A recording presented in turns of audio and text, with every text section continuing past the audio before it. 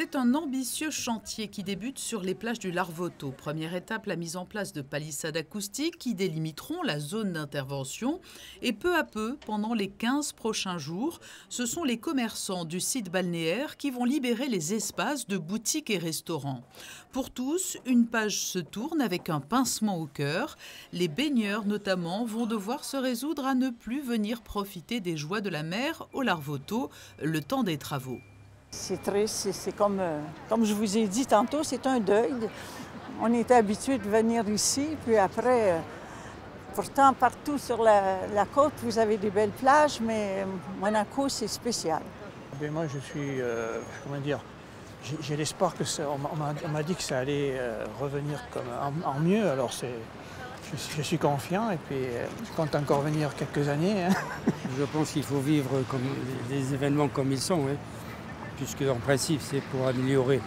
Donc on attend de voir. Mais enfin c'est pas. Ça peut aller quand même. Hein. Vous serez là dans 2 ans à la réouverture complète. Ah ben oui, peut-être même avant. Hein. C'est pareil, je me dis qu'il y a l'hiver qui approche, après il y a encore l'été, du coup voilà. Puis ce sera ouvert l'été prochain en plus. Oui. Hein. Le projet architectural du futur Larvoto s'inscrit dans le prolongement de l'extension en mer. C'est d'ailleurs le même architecte qui signe les 2 réalisations. Avec l'extension en mer, on a voulu créer un nouveau quartier pour les résidents de la Principauté, pour les Monégasques, à Monaco. Donc nous avons demandé à Renzo Piano, qui est l'architecte du projet de l'urbanisation en mer, de réfléchir sur cette continuité pour rénover le Larvoto. L'objectif est notamment d'étendre la surface exploitable du site et garantir son confort d'utilisation. La dalle piétonne sera réalignée sur un seul niveau, de telle manière que les commerces gagneront en profondeur et en hauteur. Pour les commerçants et restaurateurs, le grand déménagement commence avec une pointe de nostalgie mais beaucoup d'espoir. On a un peu le cœur lourd, bien évidemment. Après, on est aussi très impatient de revenir. Voilà. On savait que ces travaux étaient un mal nécessaire. Bien qu'on s'y soit préparé, il y a quand même un petit peu de nostalgie. Et voilà, quoi. Et maintenant qu'on commence à déménager, on réalise mieux ce qu'on est en train de laisser. On est un peu mélancolique, quoi. On est content que les travaux se fassent, mais on est vraiment très déçus que ça s'arrête, bien sûr, aussi brusquement. Puis bon, on finit par des jours de beau temps, il fait super beau, ça va super bien. Donc c'est un petit pincement au cœur. C'est vrai qu'on est un peu habitué à fermer, parce que tous les ans on ferme 3 mois, mais là on ne se rend pas vraiment compte en fait.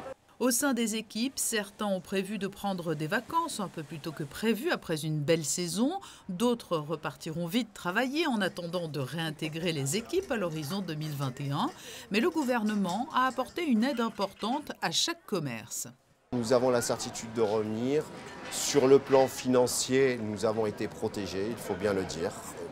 L'État monégasque a été généreux.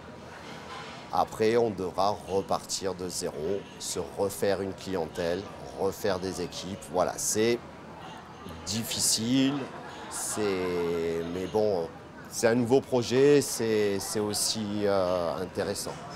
Et du côté de la Note Bleue, pour célébrer dignement cette fermeture, des animations seront organisées dimanche à partir de 17 h. Les clients fidèles et les équipes pourront ainsi partager un ultime moment festif avant une grande pause jusqu'en 2021.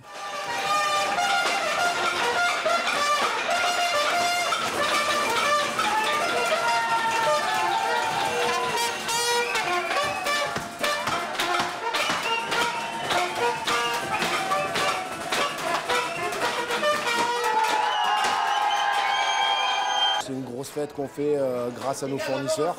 Grâce à nos fournisseurs qui nous fournissent un petit peu de vin, d'autres qui nous fournissent la boulangerie, qui nous fournissent ça, Roca qui nous fournit aussi.